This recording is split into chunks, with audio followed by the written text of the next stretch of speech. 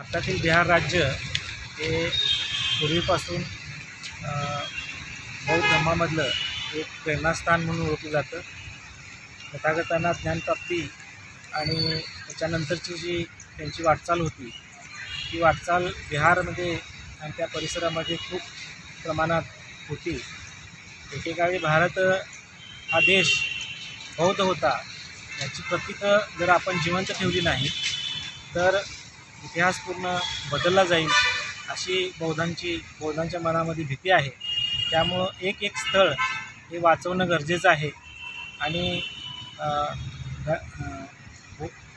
बोधगयामध्ये जे महाविहार आहे, ते महाविहार हे देशासाठीच नव्हे तर जगातील एकूण बौद्धांसाठी ते प्रेरणास्थान असल्यामुळं त्याचं संरक्षण आणि त्याची मक्तेदारी ही बौद्धांच्याच हातात असली पाहिजे।